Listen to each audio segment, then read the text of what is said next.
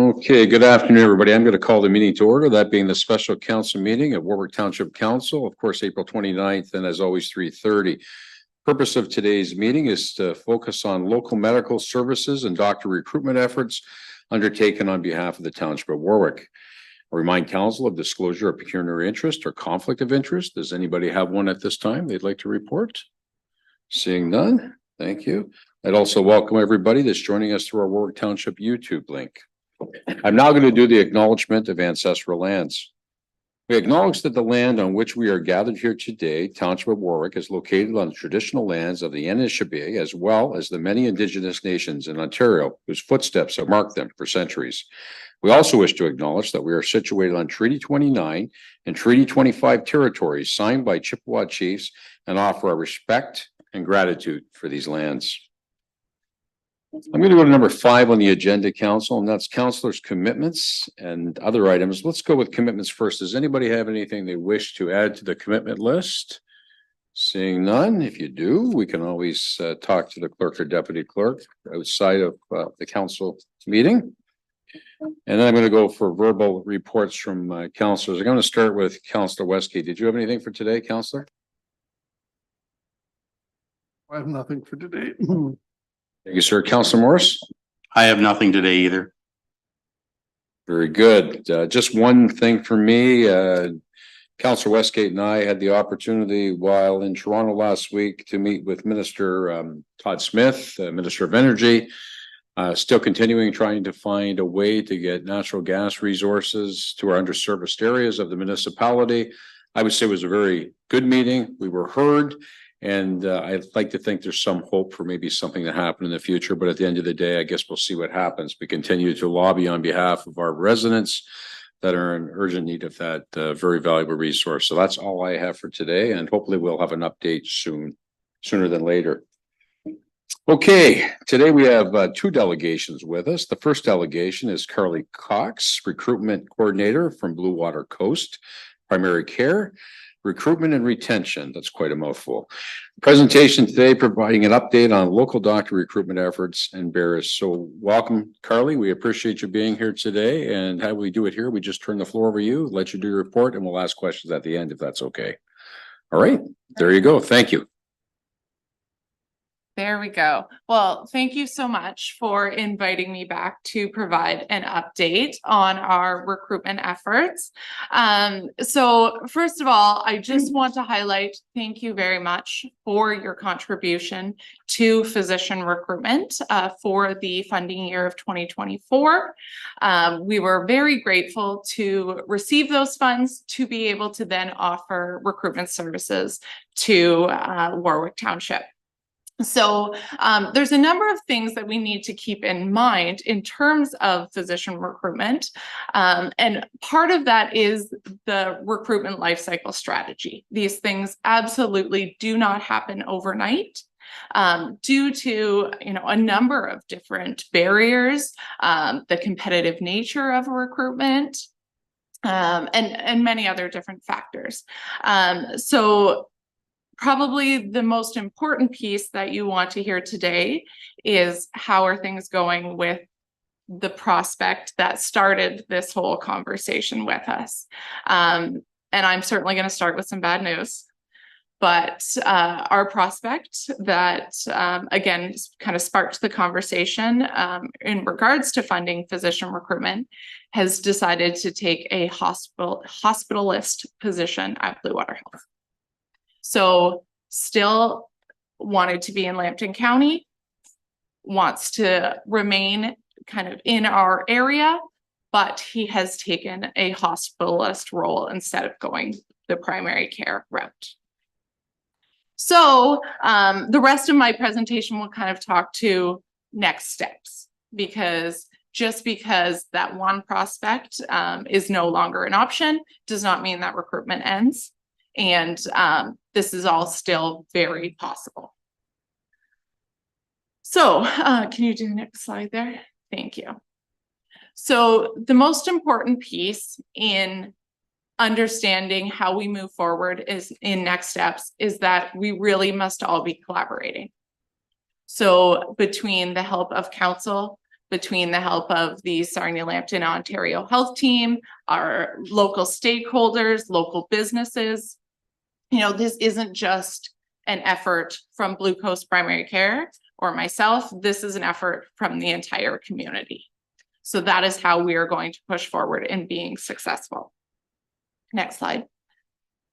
I have put together, and I start this before anytime I go seeking a physician, I put together kind of a physician profile in my mind of who I think is going to fit best in that community. So what I've put together is a physician that has rural interest, of course, right? We're not after a physician that wants to be in an urban center with many modern amenities. We're after a physician that likes the more rural lifestyle. We know that this physician that does come out here is going to want a diverse practice. Gone are the days of a physician being in an office 8 to 5, Monday to Friday. So as a community and as council, we need to understand that this physician may be working 3 to 4 days a week, but then also want to do something else. So whether that's take emergency medicine shifts, have some long-term care work, it's going to be a diverse practice. The physician that comes to Warwick is also going to need a business mindset. So they're going to be working on their own. They're establishing a practice from the ground up. They're probably going to be involved in the development of that practice. So they're going to have that business mindset. Not all physicians do. Some just want to come in, practice, and leave everything else to a management company or whoever that would be. They're going to need a strong team that supports them. So that means that that physician has to be willing to work with a team. And again, not all physicians do. This physician is going to have to really want to collaborate with the community. They're going to have to want to be connected with you as counselors, get involved in the community as a whole, because that's going to be important to your residents in the care. And then the final piece, which, I mean, it doesn't have to be a young physician, but I think kind of when we're creating that ideal physician profile, we would love a young, vibrant physician that is hopefully going to be here for the long term and really grow with the community. So that's the profile of who we're looking for. And that's a pretty broad profile. So I think it's really exciting to know that that physician is out there. We just have to find that right person. Next slide. And again, this is not impossible. So Blue Coast has been around since 2001. I have been recruiting for 11 years now and brought 37 physicians in. In the past 5 years, I've recruited 19. So I have the experience. I have a wonderful team that supports the efforts of our recruitment. So it's very possible, right? We just placed a physician out in Arkona. She's thriving out there. Let's just find a physician for here. Next slide. Just briefly, I just want to touch on how we recruit. So I'm of course in touch with all of the Ontario medical schools. We do some international recruitment now, which I've been very successful in the last 2 years. And then we are part of the Southern Ontario Physician Recruitment Alliance and the Canadian Society of Physician Recruitment. So by myself and Blue Coast being a part of these alliances, it just spreads the word even farther and really strengthens our bandwidth for the amount of physicians that we are reaching. Next slide. And hopefully you all had a chance to read that one sheet that I had sent out in advance, because I don't really want to get into this long, extensive list of the barriers, but we really need to be cognizant, again, of the barriers that are involved in physician recruitment. We aren't in a primary care crisis, just in Lambton County. It is everywhere. And every community is striving to meet their physician recruitment goals. So that's why when we work together, when we are offering you know, a really competitive and attractive package to a physician, that's just going to help us that much more really stand out. So just to highlight a few things, again, the long recruitment cycle. So I follow physicians that start in medical school that aren't even physicians yet, right? So they could be third year medical school, they still have another year, then they go into their 2 years of residency, then they're ready to practice. So sometimes it can be, you know, 4 years before we even recruit a physician. And that's not uncommon for me to follow somebody for, you know, quite a few years. Patient roster numbers. So we want to be promoting the fact that Warwick Township is a growing, vibrant community. I know have new housing developments coming about. So let's promote that. Let's share that there's going to be, you know, 200 homes going up, and these people are going to be looking for a family doctor. You know, those are the things that physicians want to hear, that, you know, there's opportunity to grow and they are going to be meeting those compensation expectations that they have. And I think that is it. So questions? Well, thank you for your presentation, Carly. Did anybody on my left have any questions for Carly today? No questions? No? So again, we were hopeful that maybe somebody was going to come sooner than later. I mean, but we understand this is a very competitive field and process when you're, as you've said, you follow these folks sometimes from year 1, year 2 of medical school. Again, I guess we really are at the mercy of your organization to try to help us to find that right individual and bring them into our community. I think one thing we can do is we can present a very good case as a municipality and show some of the growth and some of the strengths of living in a community like ours as well at the end of the day. So I guess we're hopeful that you can be successful again in bringing somebody here. And I guess we go from there. If there's no other questions, did anybody on staff have any questions at all at this time? Okay, well, thank you very much, Carly. We're letting you off the hook a little bit easy today, but I know we'll be talking to you again later on. And we look forward to hopefully hearing some very positive things in the next, you know, year or so. Would be great. I know a year maybe a little aggressive, but we're always looking for the positive things sooner or later. So thanks very much for your presentation. Much appreciated. Thank you. Okay, Council, can I have a motion to receive and file the written portion of Carly's presentation? And Councillor Morris, Councillor Westgate, all in favor? That's carried. Okay, our second delegation today, Council, is not a stranger to our municipality. We have Kathy Brissett with us, Executive Director of Northampton Community Health Center.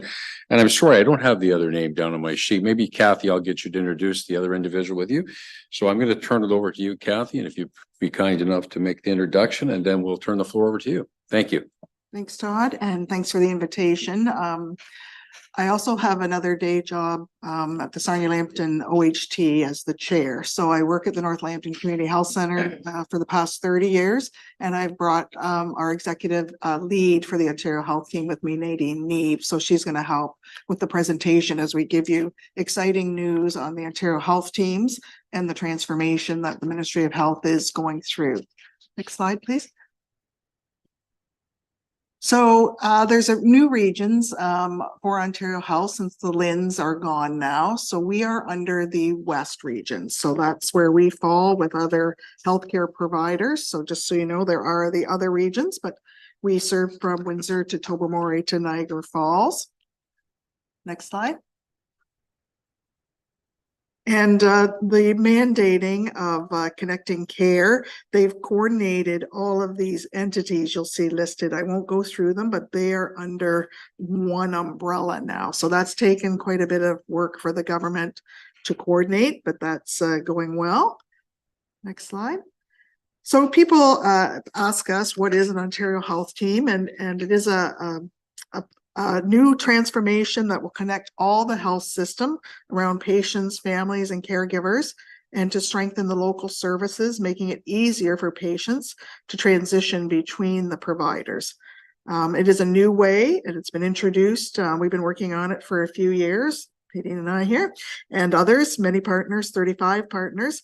And it includes everyone, the hospitals, doctors, home and community care, long-term care, public health, all under one coordinated umbrella, no matter where they provide care in Sarnia-Lambton. Next slide. So we are designated to improve the patient experience. So we do have patient partners involved in all of our work.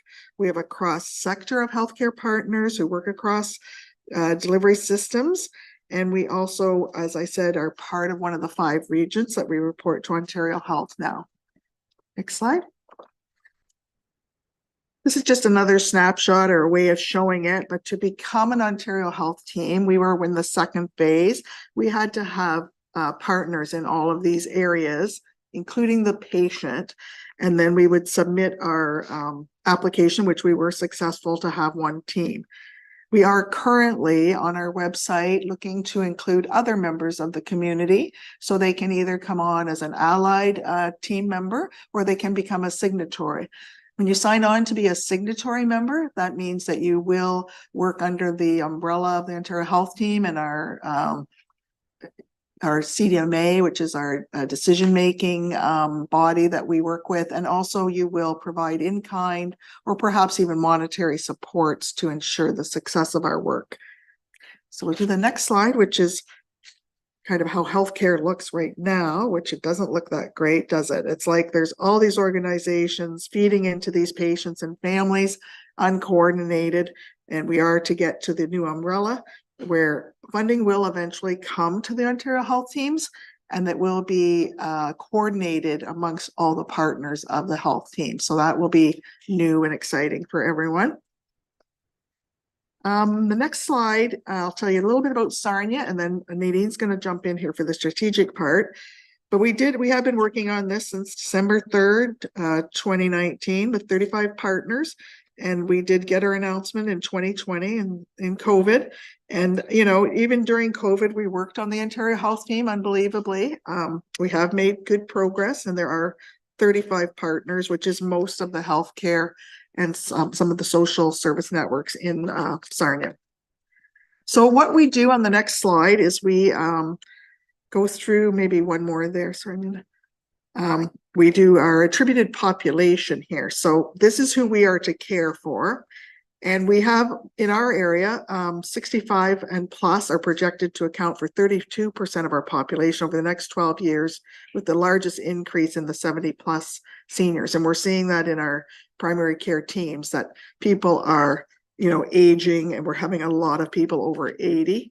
And we are home to 3 First Nation communities, Kettle Point, Aamjiwnaarn, and Walpole.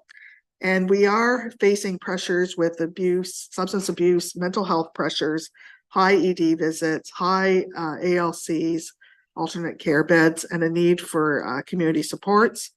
And more than 50% of the older adults in our community have 2 or more chronic diseases, which increases the need for hospitalization. So we are heavy on the seniors in Sarnia-Lambton, more so in the rest of the province. So in our OHT work, they say, you know, what is your population and who are you going to work on first? Because we could work on everybody, but we are and have picked the 55 plus with chronic conditions like COPD, CHF, and diabetes, and the youth mental health and addictions group. So those have been our priorities in our work. I'm going to hand it over to Nadine. She's going to talk a little bit about our strategic plan and our goals. So I'll throw that over to you, Nadine. So thanks for having me today. And as Kathy said, I'm the executive lead for the Sarnia-Lambton OHT. So in 2022, we actually went through quite a rigorous process to come up with our 5-year strategic plan. So really, if you want to go to the next slide there, had a number of focus groups, a lot of discussion with patients, families, and care partners. And these were kind of the 4 key areas that we came up with. So one obviously is to create healthier communities. So that's through a population health outcome and well-being focus. So really on looking at what are the emerging health needs, and knowing that health needs are often intertwined with social care needs. So there's a lot of social determinants of health that affect people's health. And then the other piece around that is really reducing health inequities. So how can we make care available to everyone. And definitely that rural piece is something that we keep in mind quite often, and we're always looking for feedback on how to get programming and the things that we have in the urban centers out to the rural areas. The other piece here is reimagining community-based care. So that's really increasing access to primary care, hence our relationship with Carly and her team. There's a lot of work right now. I'm not sure if you've heard of anything around modernizing home care. So that is actually what used to be community care access centers, then was the LHIN, then was home and community care support services. Well, now they're amalgamating into one entity that will be called Ontario Health at Home. And that should happen by the end of June. That's the target date. And then eventually that's the first piece of the kind of step of dominoes where it'll be the OHTs actually providing that localized home care and working with Ontario Health at Home to provide those services. Renewing and sustaining our workforce, that's a huge one. As Carly was saying, it's not just primary care where we're struggling and in a bit of a crisis as far as health and human resources. So we're really looking at how do we actually look upstream? How do we get students involved? How do we get people interested in healthcare?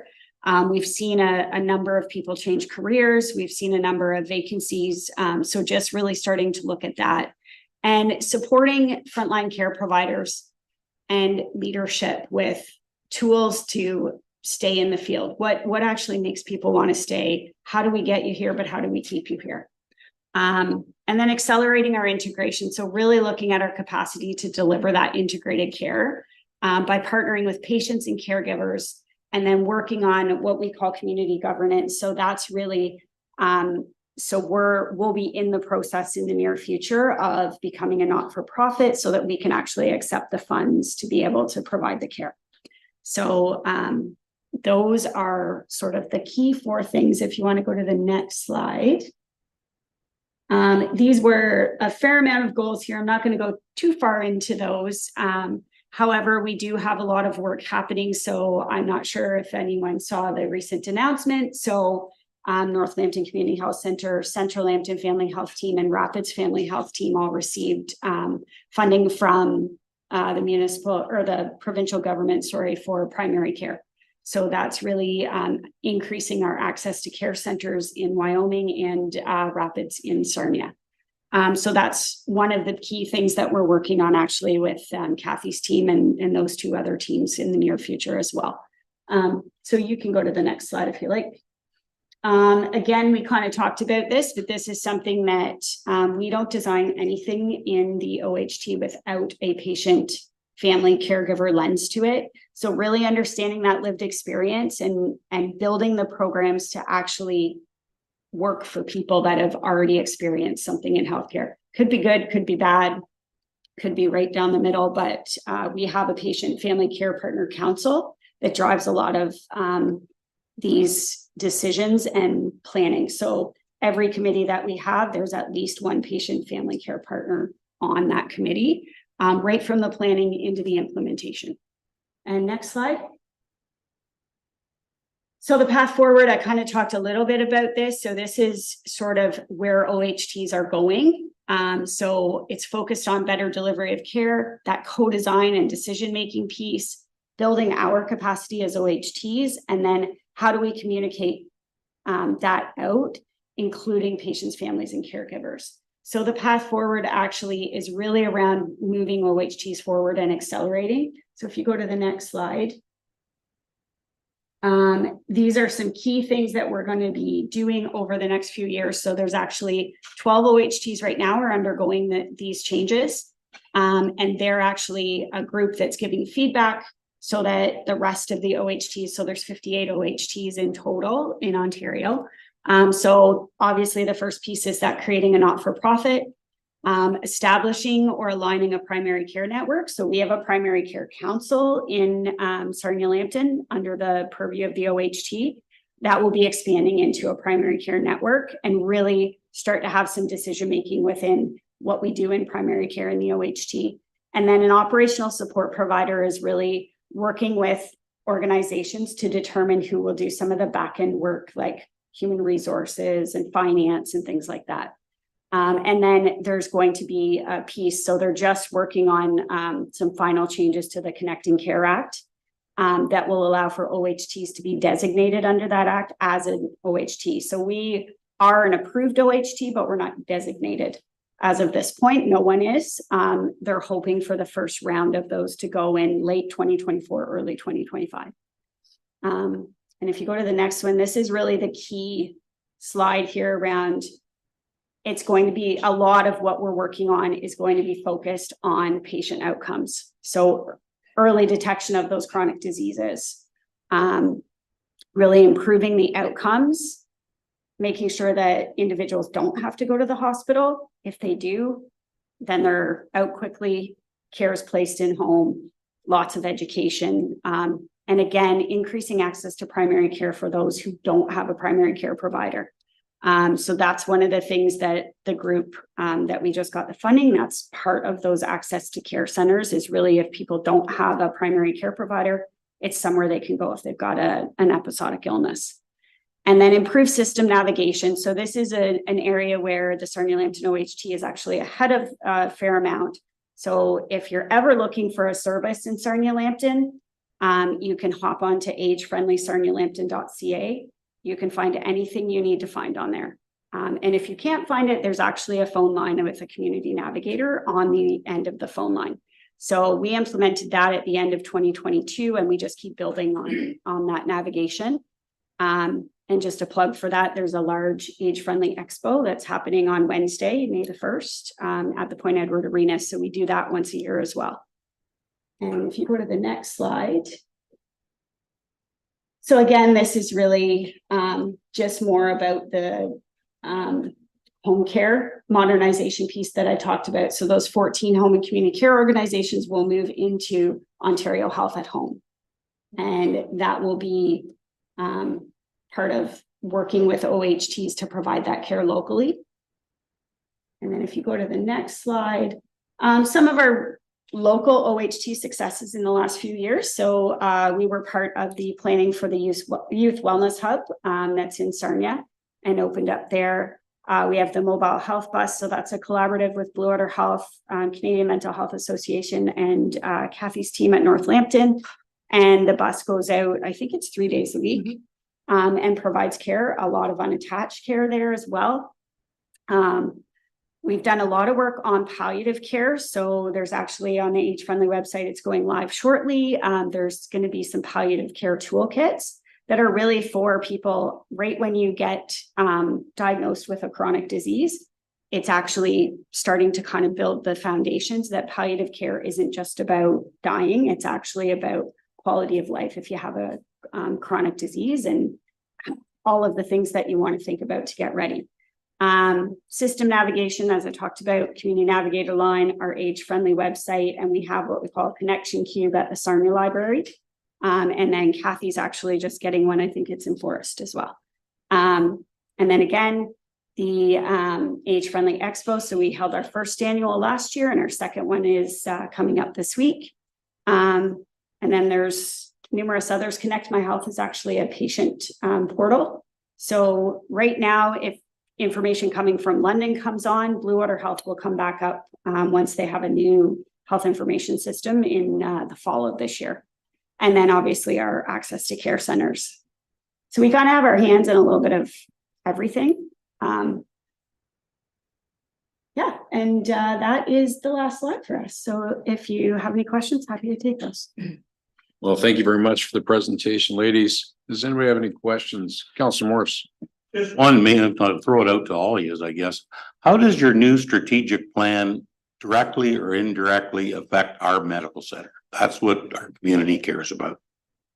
And I think some of that, so I would say that whole piece around reimagining community-based care is really around trying to come out and work in some of the rural areas to figure out what does your medical center need from us as an OHT? What services don't you have access to? How can we help you learn about the navigation tools that we do have? So I think those are some of the things that we're trying to get out there and really get to communities like this.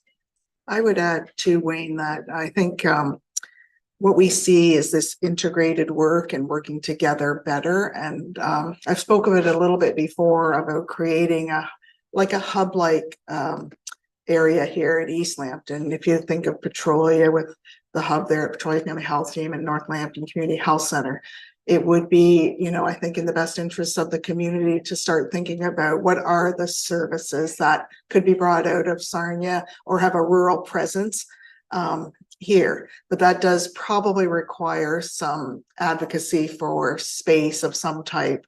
My situation, in an older building, and, trying to recruit is always easier if there's a team that comes kind of with medical services. So if the pharmacist or other social service partners or, other chronic disease supports are there, it's a lot easier to recruit physicians and nurse practitioners to the community. And I would say as well, nurse practitioners are also in the same boat as physicians for scarcity to hire. So, again, we're not alone in the province. This is everywhere, but less people are going into primary care. So that's not helping us as well, right? So I think we have to be more competitive, I will suggest, in recruiting and offering people a place to come, because the competition is stiff. So it's kind of like if we think 10 years, 15 years ago, kind of those situations where people were giving free cars and I don't know, candy to come in the community, it kind of became an outbidding kind of situation. But the younger physicians do have a lot of choices of where they will go. And like Carly said, they're not our typical, physicians from the past where, it was this amount of hours. It will be a mix. It will be, different, 12-hour shifts and maybe a day or something, right? They're looking for a much more balanced lifestyle. So, and I forgot to mention, from North Lambton, I brought some program calendars and the services that we currently offer here in the community for your information as well. Thank you. Councilor Weston, anything? So just a few things from me. It was great to see the $910,000 announcement in Wyoming a week and a half ago. That's a sign of progress from what we've seen in the past. When you talk about home care for individuals, that's something that really has been lacking in the province of Ontario, especially in rural communities, for quite some time. Folks are released from hospitals only to go home thinking they're going to get a certain standard of home care, which turns out to be next to nothing in some cases, or very, very little.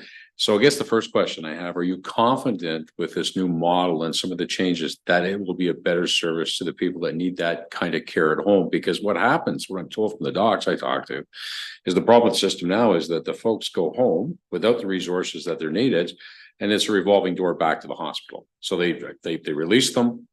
They come home for a day and a half. They're not getting the care that they need to recuperate. The next thing you know, they're back in the system again, which costs everybody time. It also costs money, and a lack of beds creates a bit of an issue in some of these rural hospitals. So that's my first question, and I'll ask that question to whoever wants to answer. This is my favorite question. So I think there has to be a real shift in advocacy to the government to start shifting money from acute care to the community. So primary care, for example, has been, I will say, neglected for years, operationally and capital wise. So it's hard to build a system when you're trying to keep the lights on. So I think there needs to be advocacy for operational dollars to secure space, to keep space running, and also to close the gap of community wages to acute care.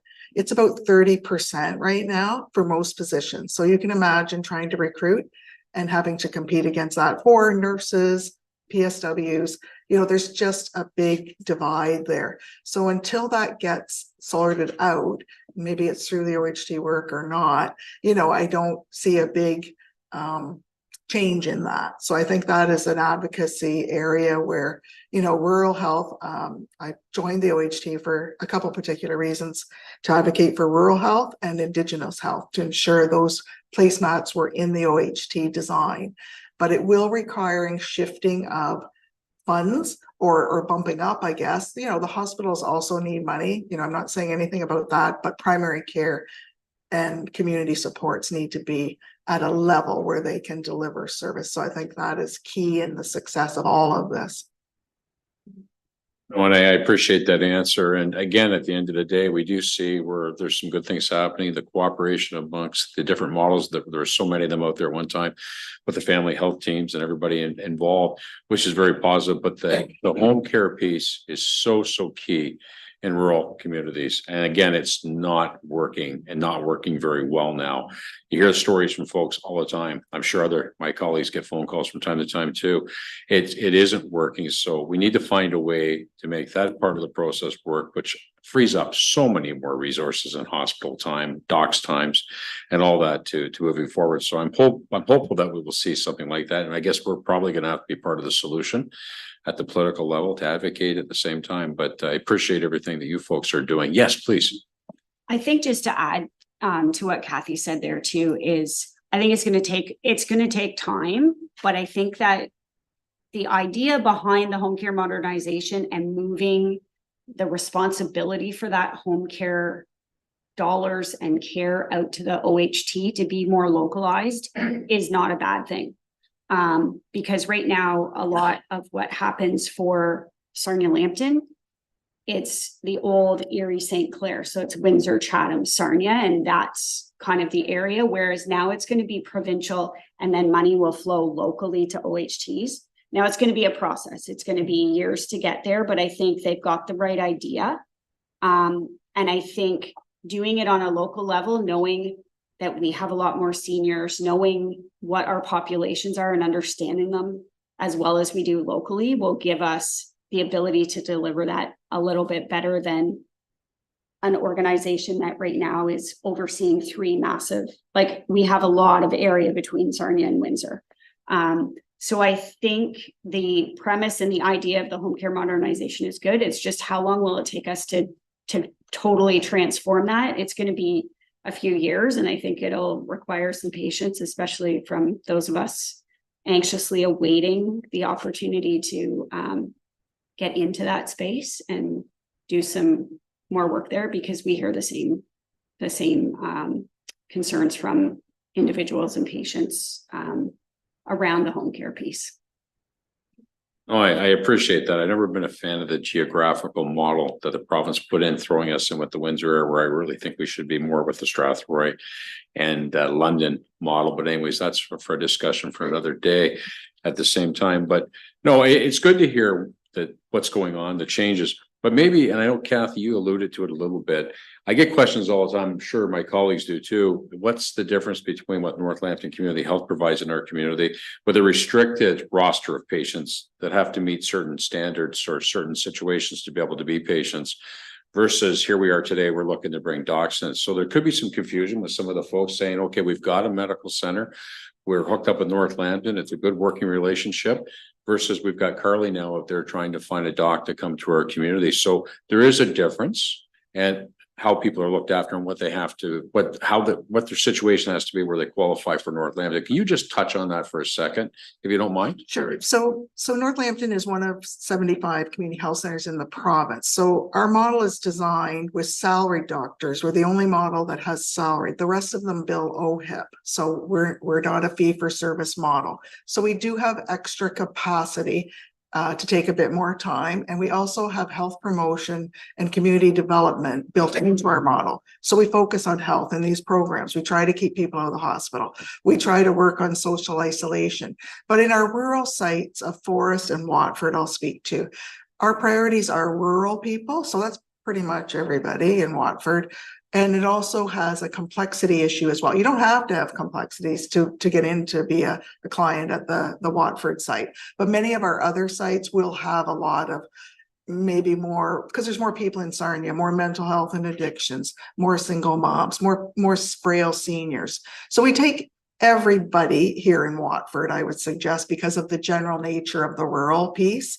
But we are designed to help with more of the chronic disease and complexity if people happen to have that as well. So, I mean, our physicians are full over here, and our nurse practitioner, we have a panel size we're supposed to meet by the government. So they are over 100%.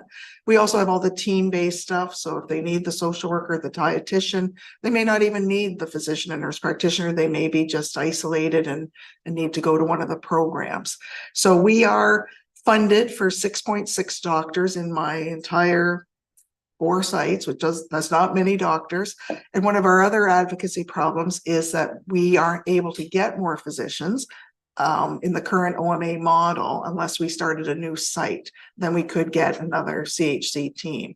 So I've had the same number of doctors for 30 years, pretty much, which seems insane when you're going to a population health model. You're going to need more kind of people that are familiar with population health, who are used to dealing with equity serving populations that can help with getting better outcomes.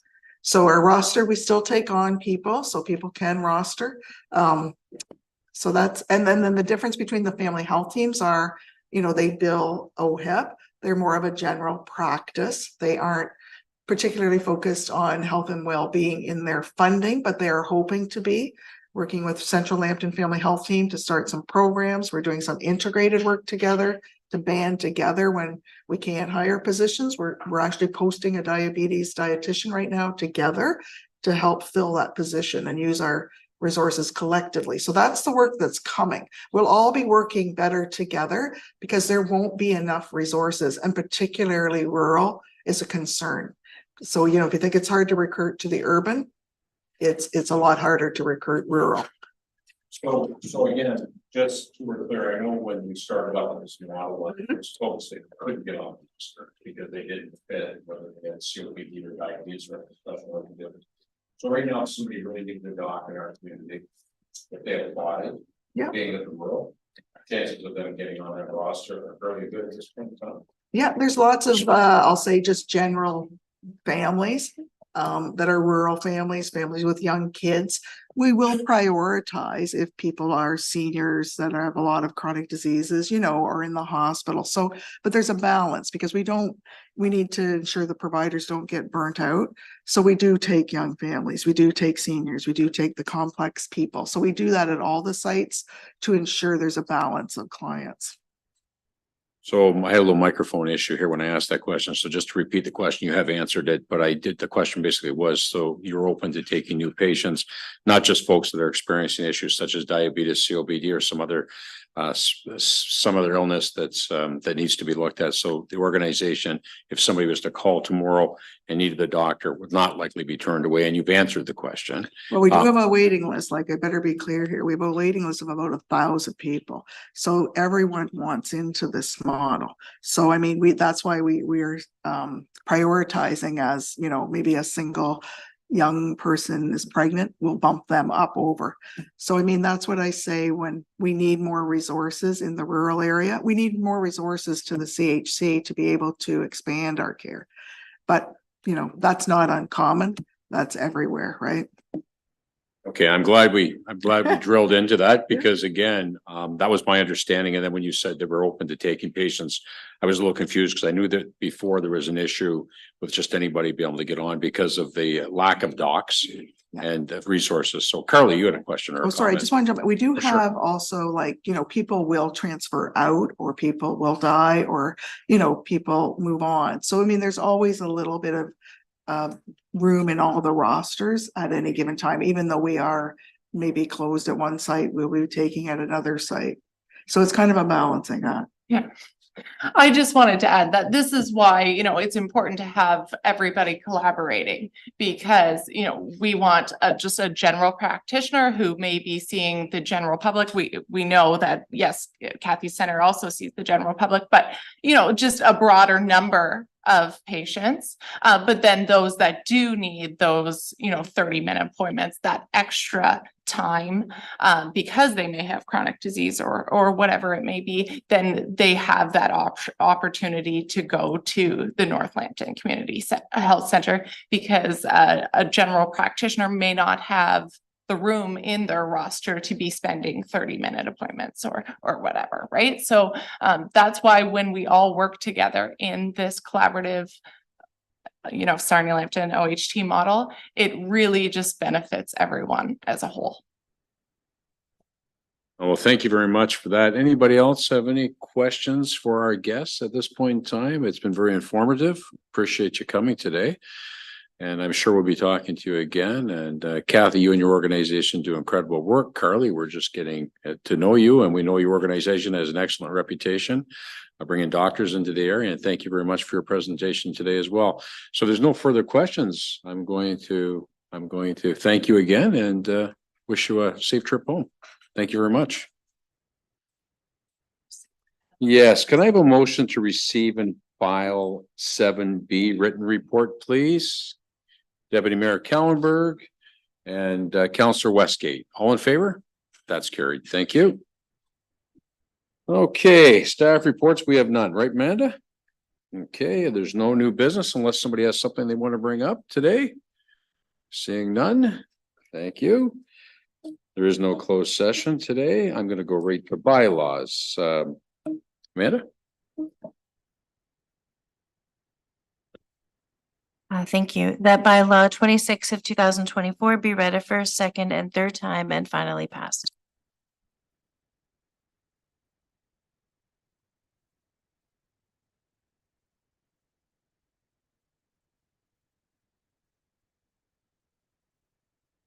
Motion to adjourn from Deputy Mayor Kallenberg, seconded by Councillor Morris. All in favor? That is carried. Thank you. The meeting is now officially adjourned.